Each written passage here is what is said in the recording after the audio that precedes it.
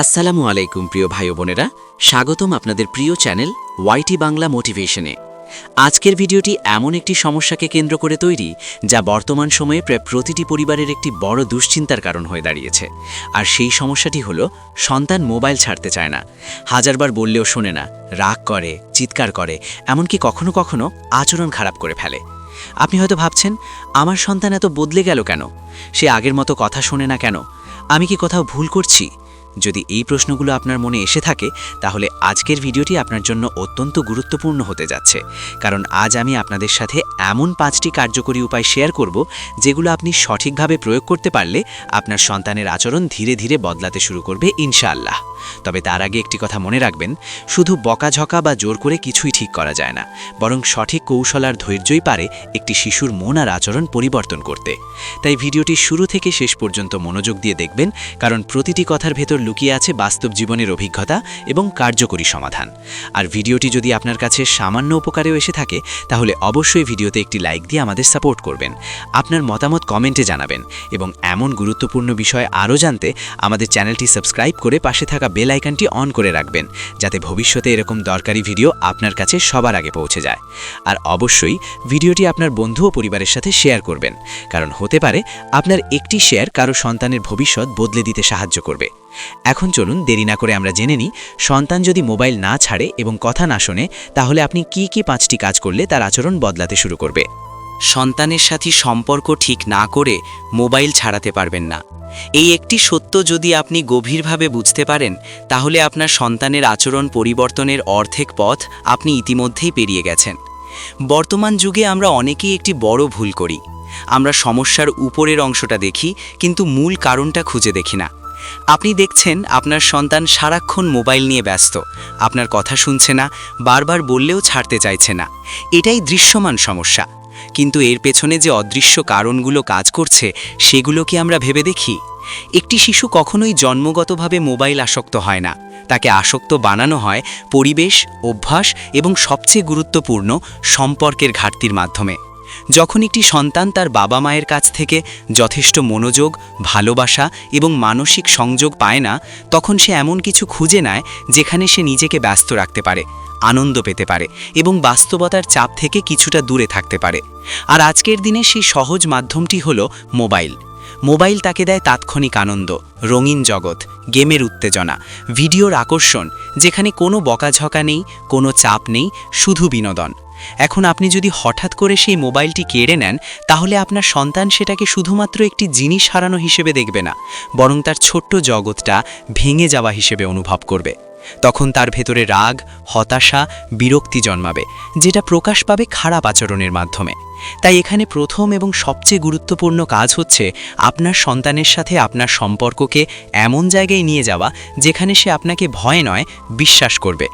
আপনি যদি শুধু মোবাইল দিও না, এটা করো না, ওটা করো না, এই ধরনের নির্দেশ দিয়ে যান, তাহলে আপনি তার কাছে একজন নিয়ন্ত্রণকারী মানুষ হয়ে উঠবেন। কিন্তু যদি আপনি তার পাশে বসেন, তার সাথে কথা বলেন, তার মন বুঝতে চান, তাহলে আপনি তার কাছে একজন আপনজন হয়ে উঠবেন। আর মানুষ সবসময় আপনজনের কথা বেশি গুরুত্ব দেয়। প্রতিদিন অন্তত 30 মিনিট সময় নির্ধারণ করুন, যেখানে আপনি শুধুমাত্র আপনার সন্তানের জন্য থাকবেন। কোনো ফোন নয়, কোনো কাজ নয়, শুধু আপনি আর সে। তাকে জিজ্ঞেস করুন আজকে সে কি করেছে, কি শিখেছে, কোন বিষয় তাকে খুশি করেছে আর কোন বিষয় তাকে কষ্ট দিয়েছে। শুরুতে সে হয়তো বেশি কিছু বলবে না, কারণ সে অভ্যস্ত নয়, কিন্তু আপনি ধৈর্য ধরুন, ধীরে ধীরে সে খুলে যাবে। আপনি যখন তার কথা মন দিয়ে শুনবেন, তাকে বাধা না দিয়ে, তাকে ছোট না করে, তখন সে বুঝবে তার কথা গুরুত্বপূর্ণ। এই অনুভূতিটাই তাকে আপনার কাছাকাছি নিয়ে আসবে। এরপর আপনি খুব কৌশলে তার মোবাইল ব্যবহারের বিষয়টি তুলতে পারেন। সরাসরি নিষেধ না করে তাকে বোঝান যে দেখো, বেশি মোবাইল ব্যবহার করলে চোখের ক্ষতি হয়, মনোযোগ কমে যায়, পড়াশোনায় সমস্যা হয়। কিন্তু এগুলো বলার সময় যেন আপনার ভাষা আদেশের মতো না শোনায়, বরং একজন বন্ধুর মতো শোনায়। আরও একটি গুরুত্বপূর্ণ বিষয় হলো আপনি কি করছেন। আপনি যদি সারাক্ষণ মোবাইল হাতে নিয়ে থাকেন আর সন্তানের কাছে আশা করেন যে সে মোবাইল ছেড়ে দেবে, তাহলে তাহলে সেটা কখনোই বাস্তবসম্মত নয়, কারণ শিশুরা কথা থেকে বেশি কাজ দেখে শেখে। আপনি যদি নিজে মোবাইলের ব্যবহার সীমিত করেন, পরিবারের সাথে সময় কাটান, বই পড়েন, কথা বলেন, তাহলে আপনার সন্তানও সেই অভ্যাসগুলো শিখতে শুরু করবে। এছাড়া সন্তানের সাথে এমন কিছু কার্যক্রম যুক্ত করুন যা মোবাইলের বিকল্প হতে পারে, যেমন একসাথে খেলাধুলা করা, গল্প বলা, আঁকা, বাইরে ঘুরতে যাওয়া বা কোনো নতুন কিছু শেখা। যখন সে বাস্তব জীবনে আনন্দ খুঁজে পাবে, তখন তার মোবাইলের প্রতি আকর্ষণ স্বাভাবিকভাবেই কমে যাবে। মনে রাখবেন, আপনি যদি শুধু মোবাইল কেড়ে নেন কিন্তু বিকল্প কিছু না দেন, তাহলে সে আবার কোনো না কোনোভাবে মোবাইলে ফিরে যাবে। কিন্তু আপনি যদি তার জীবনে আনন্দের নতুন দরজা খুলে দেন, তাহলে সে নিজেই মোবাইল থেকে দূরে যেতে চাইবে। আর সবশেষে একটি কথা, ধৈর্য। আপনি আজকে শুরু করলেন আর কালকেই ফল পাবেন, এটা আশা করবেন না। একটি অভ্যাস তৈরি হতে যেমন সময় লাগে, তেমনি সেটি ভাঙতেও সময় লাগে। আপনি যদি নিয়মিতভাবে আপনার সন্তানের সাথে সম্পর্ক উন্নত করার চেষ্টা করেন, তাকে সময় দেন, তাকে বোঝেন এবং সঠিকভাবে গাইড করেন, তাহলে ধীরে ধীরে আপনি নিজেই পরিবর্তন দেখতে পাবেন। আপনার সন্তান আগের মতো রাগ করবে না, আপনার কথা শুনতে শুরু করবে এবং সবচেয়ে বড় কথা, সে আবার আপনার কাছেই ফিরে আসবে। তাই মনে রাখবেন, মোবাইল সমস্যা নয়, সমস্যার মূল হলো দূরত্ব, আর সেই দূরত্ব কমাতে পারলেই সমাধান নিজে থেকেই চলে আসবে। নিয়ম ছাড়া সন্তানকে মোবাইল থেকে দূরে রাখা সম্ভব নয়, কিন্তু সেই নিয়ম হতে হবে বুদ্ধিমান, বাস্তবসম্মত এবং ধারাবাহিক। অনেক বাবা মা একটি বড় ভুল করেন। তারা হয় একেবারেই কোনো নিয়ম তৈরি করেন না, না হয় হঠাৎ করে খুব কঠোর নিয়ম চাপিয়ে দেন। দুটোই ক্ষতিকর, কারণ যেখানে নিয়ম নেই সেখানে শিশু নিজের ইচ্ছামতো চলতে শিখে যায়, আর যেখানে হঠাৎ কঠোর নিয়ম আসে সেখানে সে বিদ্রোহ করতে শুরু করে। তাই আপনাকে এমন একটি ভারসাম্য তৈরি করতে হবে যেখানে নিয়ম থাকবে কিন্তু তা সন্তানের কাছে যুক্তিসঙ্গত মনে হবে। প্রথমেই আপনাকে বুঝতে হবে, একটি শিশু সময় ব্যবস্থাপনা নিজে নিজে শেখে না, তাকে শিখিয়ে দিতে হয়। আপনি যদি তাকে কোনো সীমা না দেন, তাহলে সে স্বাভাবিকভাবেই সহজ আনন্দের দিকে ঝুঁকবে, আর মোবাইল সেই সহজ আনন্দের সবচেয়ে বড় উৎস। তাই একটি নির্দিষ্ট সময় নির্ধারণ করুন, কখন মোবাইল ব্যবহার করা যাবে এবং কতক্ষণ ব্যবহার করা যাবে। যেমন আপনি বলতে পারেন, প্রতিদিন 1 ঘন্টার বেশি মোবাইল ব্যবহার করা যাবে না, এবং সেটিও নির্দিষ্ট সময়, যেমন বিকাল বা পড়াশোনা শেষ করার পর। কিন্তু এখানে গুরুত্বপূর্ণ বিষয় হলো, আপনি যে নিয়ম করবেন সেটি আপনাকেও মানতে হবে এবং ধারাবাহিকভাবে প্রয়োগ করতে হবে। অনেক সময় দেখা যায়, একদিন নিয়ম করলেন, পরদিন নিজেই ভেঙে ফেললেন। এতে সন্তান বুঝে যায় নিয়মটা আসলে সিরিয়াস কিছু না এবং সে সেটিকে গুরুত্ব দেয় না। তাই নিয়ম কম করুন, কিন্তু যেটুকু করবেন সেটাকে কঠোরভাবে নয়, বরং ধারাবাহিকভাবে বজায় রাখুন। দ্বিতীয়ত, নিয়ম চাপিয়ে দেওয়ার আগে সন্তানের সাথে আলোচনা করুন। তাকে জিজ্ঞেস করুন, সে দিনে কতক্ষণ মোবাইল ব্যবহার করতে চায়, কোন সময় ব্যবহার করতে চায়, তার মতামত শুনুন। তারপর আপনার দিক থেকে যুক্তি দিয়ে একটি চূড়ান্ত সিদ্ধান্ত নিন। যখন সে বুঝবে তার মতামতকে গুরুত্ব দেওয়া হয়েছে, তখন সে নিয়ম মানতে আগ্রহী হবে। তৃতীয়ত, নিয়ম ভাঙলে কি হবে সেটাও আগে থেকেই পরিষ্কার করে দিন। যেমন আপনি বলতে পারেন, যদি নির্ধারিত সময়ের বাইরে মোবাইল ব্যবহার করা হয়, তাহলে পরের দিন মোবাইল বন্ধ থাকবে। কিন্তু শাস্তি যেন অতিরিক্ত কঠোর না হয় এবং সেটি যেন প্রতিশোধের মতো না শোনায়। এটি হবে একটি ফলাফল বা কনসিকোয়েন্স, যা তার কাজের সাথে সরাসরি সম্পর্কিত। এতে সে বুঝতে শিখবে তার প্রতিটি কাজের একটি ফল আছে। চতুর্থত, শুধুমাত্র নিষেধাজ্ঞা দিয়ে কিছু হয় না, আপনাকে বিকল্প দিতে হবে। যদি আপনি বলেন মোবাইল ব্যবহার করা যাবে না, তাহলে সে তার জায়গায় কি করবে? এই প্রশ্নের উত্তর না থাকলে সে আবার মোবাইলেই ফিরে যাবে। তাই তার জন্য এমন কিছু কার্যক্রম তৈরি করুন যা তার আগ্রহের সাথে মেলে, যেমন খেলাধুলা, বই পড়া, আঁকা, গল্প লেখা বা পরিবারের সাথে সময় কাটানো। আপনি চাইলে একটি ডেইলি রুটিন চার্ট তৈরি করতে পারেন, যেখানে পড়াশোনা, খেলা, বিশ্রাম এবং সীমিত মোবাইল ব্যবহারের সময় নির্ধারণ থাকবে। এতে তার দিনটি একটি কাঠামোর মধ্যে চলে আসবে এবং সে ধীরে ধীরে অভ্যাস করে তুলবে। পঞ্চমত, আপনি যদি নিজে নিয়ম না মানেন, তাহলে সন্তান কখনোই মানবে না। আপনি যদি সারাক্ষণ ফোনে থাকেন আর তাকে বলেন তুমি ফোন ব্যবহার করো না, তাহলে সে আপনার কথা বিশ্বাস করবে না। তাই পরিবারে একটি নো ফোন টাইম নির্ধারণ করুন, যেমন রাতের খাবারের সময় বা ঘুমানোর 1 ঘন্টা আগে, যেখানে সবাই ফোন থেকে দূরে থাকবে। এতে সন্তান বুঝবে এটি শুধু তার জন্য নয়, পুরো পরিবারের জন্য একটি নিয়ম। ষষ্ঠত, নিয়ম মানলে তাকে প্রশংসা করুন। অনেক বাবা মা শুধু ভুল করলে বকাঝকা করেন, কিন্তু ভালো কিছু করলে কোনো প্রতিক্রিয়া দেন না। এতে শিশু মনে করে ভালো কাজ করা কোনো বিশেষ বিষয় না। তাই যখন সে নিয়ম মেনে চলে, নির্ধারিত সময় মোবাইল ছেড়ে দেয়, তখন তাকে বলুন, তুমি আজ খুব ভালো করেছো, আমি তোমার উপর গর্বিত। এই ছোট ছোট প্রশংসাগুলো তার মনে বড় প্রভাব ফেলে এবং তাকে সেই আচরণটি আবার করতে উৎসাহিত করে। সপ্তমত, ধৈর্য রাখুন এবং ধীরে ধীরে পরিবর্তন আনুন। আপনি যদি হঠাৎ করে তার মোবাইল ব্যবহারের সময় 5 ঘন্টা থেকে 1 ঘন্টায় নামিয়ে আনতে চান, তাহলে সে সেটু মেনে নেবে না। বরং ধীরে ধীরে কমান। আজ 4 ঘন্টা, তারপর 3 ঘন্টা, তারপর 2 ঘন্টা, এইভাবে ধাপে ধাপে এগিয়ে যান। এতে সে মানসিকভাবে প্রস্তুত হতে পারবে এবং পরিবর্তনটি সহজে গ্রহণ করবে। সবশেষে মনে রাখবেন, নিয়মের উদ্দেশ্য হলো শাস্তি দেওয়া নয়, বরং একটি সঠিক অভ্যাস তৈরি করা।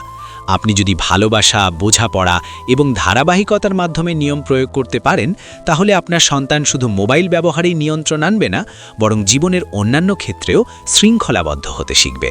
আর এই শৃঙ্খলাই একদিন তার ভবিষ্যৎ গঠনের সবচেয়ে বড় ভিত্তি হয়ে দাঁড়াবে। 3.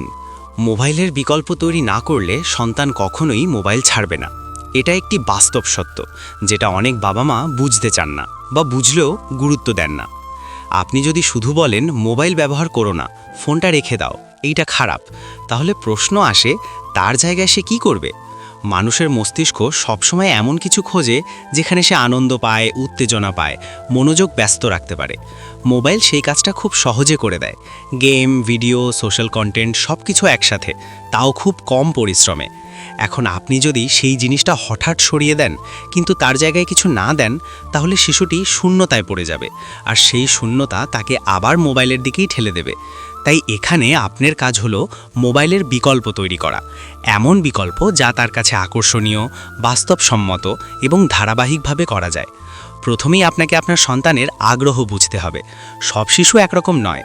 কেউ আঁকতে ভালোবাসে, কেউ খেলতে, কেউ গল্প শুনতে, কেউ নতুন কিছু বানাতে।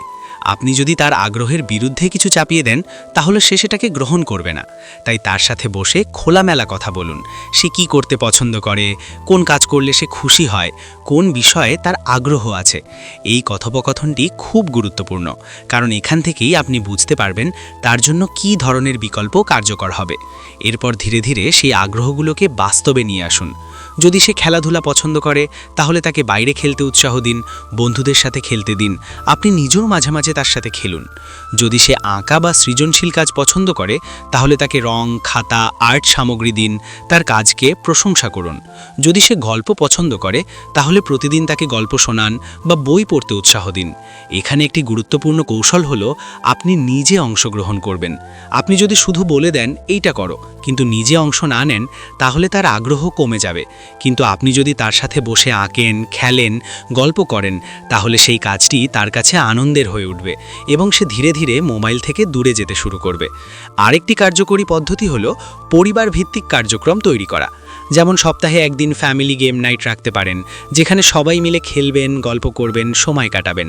এতে সন্তান বুঝবে বাস্তব জীবনের আনন্দ মোবাইলের মতোই, বরং তার চেয়েও বেশি। এছাড়া আপনি চাইলে তাকে নতুন কিছু শেখাতে পারেন, যেমন কোনো স্কিল, কোনো হবি বা কোনো শিক্ষামূলক কাজ। এতে তার সময় ব্যস্ত থাকবে এবং সে ধীরে ধীরে একটি গঠনমূলক জীবনের দিকে এগিয়ে যাবে। তবে এখানে একটা বড় ভুল এড়াতে হবে। আপনি যেন বিকল্পকে শাস্তি হিসেবে না দেখান। অনেক সময় বাবা মা বলেন, মোবাইল ব্যবহার করো না, গিয়ে পড়াশোনা করো। এতে শিশুর কাছে পড়াশোনা একটি শাস্তির মতো মনে হয়, আর মোবাইল হয়ে যায় পুরস্কার। এই ধারণাটি ভেঙে দিতে হবে। আপনি এমনভাবে পরিবেশ তৈরি করুন যাতে মোবাইল কম ব্যবহার করা স্বাভাবিক মনে হয়, আর অন্য কাজগুলো আনন্দের অংশ হয়ে যায়। আরেকটি বিষয় হলো ধীরে ধীরে পরিবর্তন আনুন।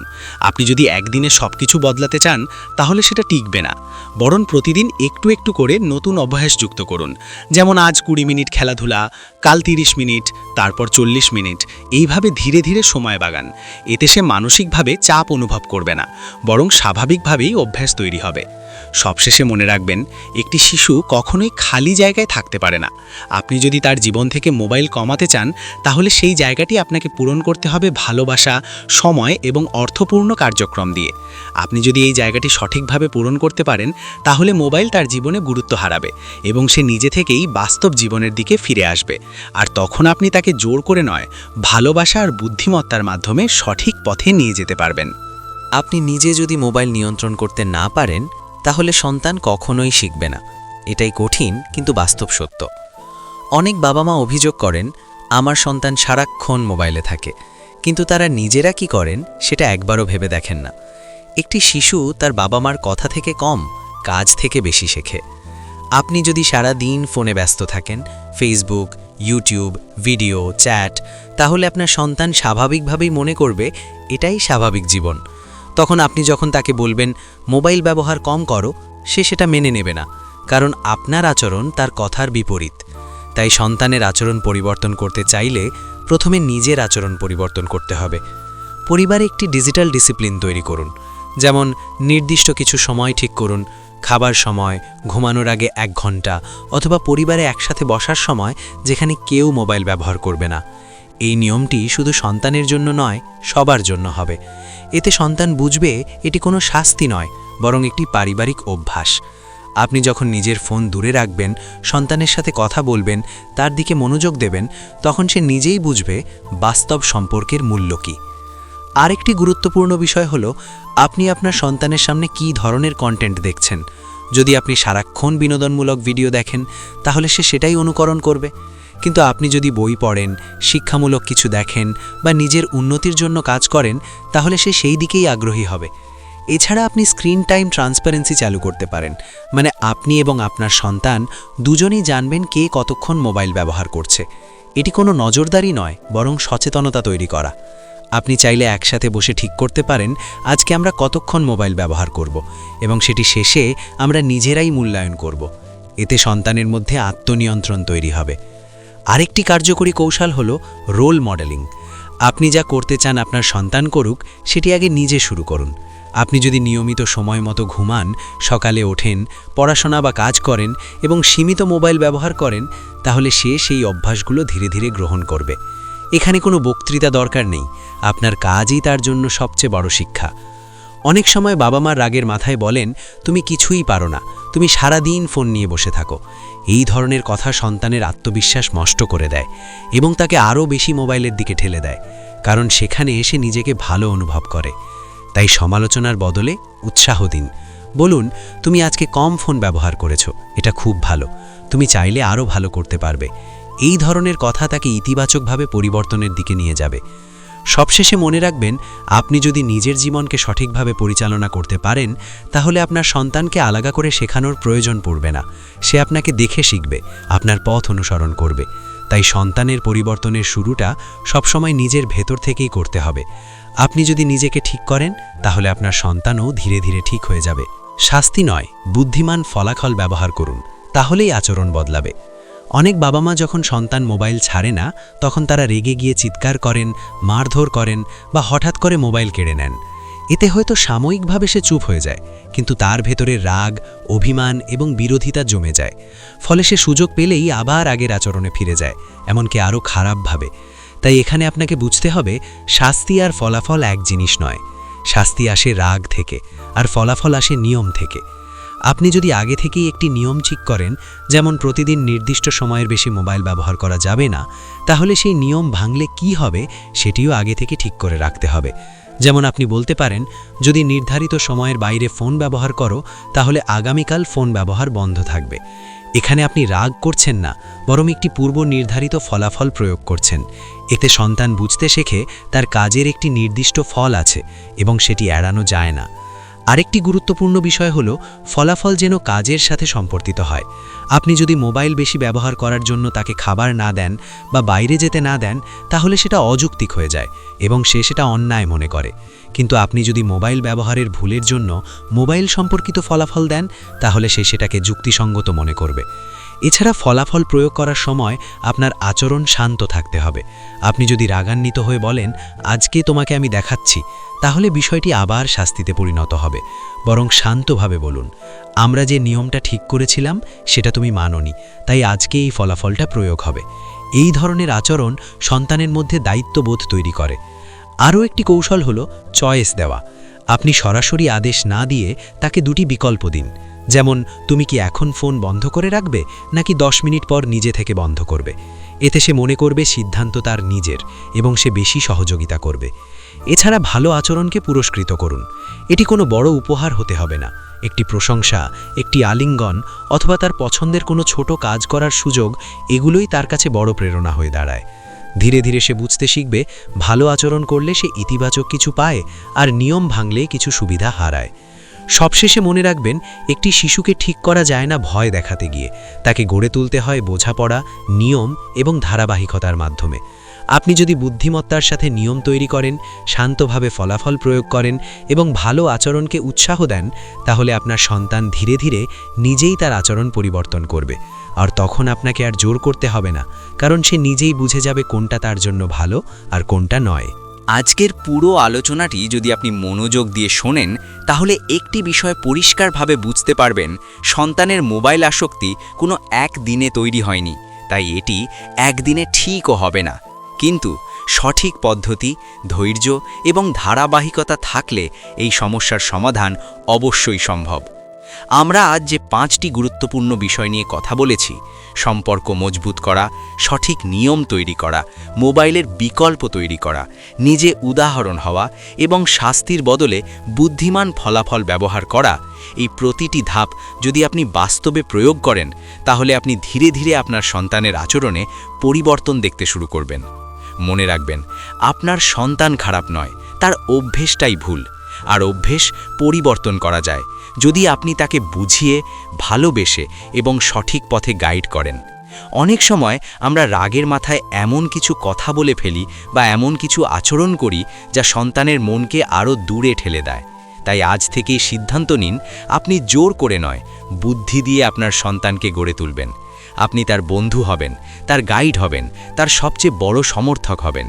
কারণ একটি সন্তান সবচেয়ে বেশি পরিবর্তিত হয় তখনই যখন সে নিজেকে নিরাপদ এবং ভালোবাসার মধ্যে অনুভব করে। আপনি যদি তার পাশে থাকেন, তাকে সময় দেন, তার কথা শোনেন, তাহলে সে ধীরে ধীরে আপনার দিকেই ফিরে আসবে। আর এই পরিবর্তনটাই হবে আপনার সবচেয়ে বড় সফলতা। তাই আজকের ভিডিও থেকে একটি বিষয় অন্তত নিজের জীবনে প্রয়োগ করুন, আর দেখুন কয়েকদিনের মধ্যেই কিভাবে ছোট ছোট পরিবর্তন বড় ফলাফল নিয়ে আসে। এখন আপনার কাছে একটি ছোট্ট অনুরোধ, ভিডিওটি যদি আপনার কাছে উপকারী মনে হয়, তাহলে অবশ্যই একটি লাইক দিয়ে আমাদের জানাবেন। কমেন্টে লিখে জানাবেন আপনার মতামত বা আপনার অভিজ্ঞতা, কারণ আপনার একটি কমেন্ট অন্য একজন অভিভাবকের জন্য দিক নির্দেশনা হতে পারে। আর যদি আপনি এমন আরও বাস্তবমুখী এবং জীবন পরিবর্তনকারী ভিডিও পেতে চান, তাহলে এখনই চ্যানেলটি সাবস্ক্রাইব করে পাশে থাকা বেল আইকনটি অন করে রাখুন, যাতে নতুন ভিডিও আপলোড হওয়ার সাথে সাথেই আপনি পেয়ে যান। ভিডিওটি শেয়ার করতে ভুলবেন না, কারণ হতে পারে আপনার একটি শেয়ার কোনো একটি পরিবারের সমস্যার সমাধান হয়ে দাঁড়াবে। মনে রাখবেন, সন্তানকে বদলাতে চাইলে প্রথমে নিজেকে বদলাতে হয়, আর সেখান থেকেই শুরু হয় একটি সুন্দর ভবিষ্যতের যাত্রা।